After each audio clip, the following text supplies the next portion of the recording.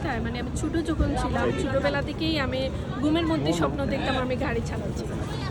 ঘুমের মধ্যে ধরেন 5-6 বছর এরকম থেকে আমি দেখতাম যে বাইক চালাচ্ছি, কার চালাচ্ছি। এই স্বপ্নটা আমার বাস্তব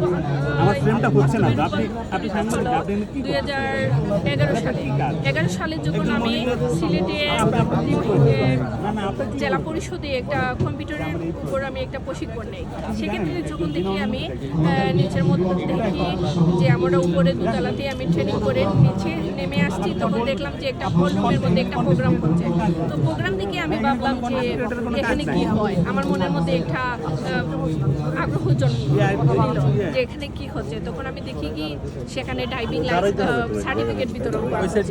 তো যখন লাইসেন্স ড্রাইভিং সার্টিফিকেট বিতরণ হচ্ছে তখন আমি বললাম যে তখন আমার জানতাম না ড্রাইভিং যে শেখা হয়। তখন আমি বললাম যে এখানে আবার ড্রাইভিং আবার কি সার্টিফিকেট। তখন এটা বিস্তারিত জানলাম, জানার পরে যে আমার মনের মধ্যে একটা স্বপ্ন। তখন আমি আমাদের সিও স্যারকে গিয়ে বললাম, আমার ট্রেনিং ইনচার্জকে গিয়ে বললাম, স্যার পুরুষদেরকে কেন শেখাবে না, শুধু শেখাবে না, ওরা কি শিখতে পারি না, আমরাও শিখবো।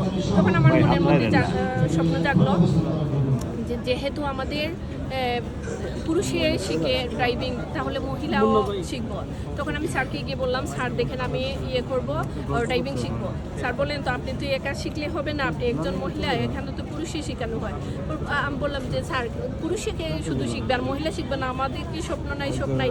তখন উনি বললেন আচ্ছা ঠিক আছে, আপনাদের সাথে কয়েকজন মিলে আপনি আবেদন করেন।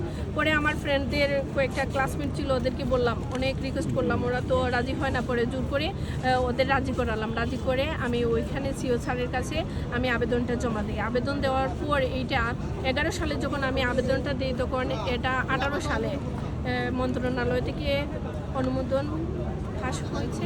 তারপর এটা আসছে সিলেটে। তখন আমি 18 সালেতে মানে বেসিক ড্রাইভিংয়ে প্রশিক্ষণের জন্য জেলা পরিষদ থেকে পারমিশন পাই। সেক্ষেত্রে পাশাপাশি আমি আরেকটা যখন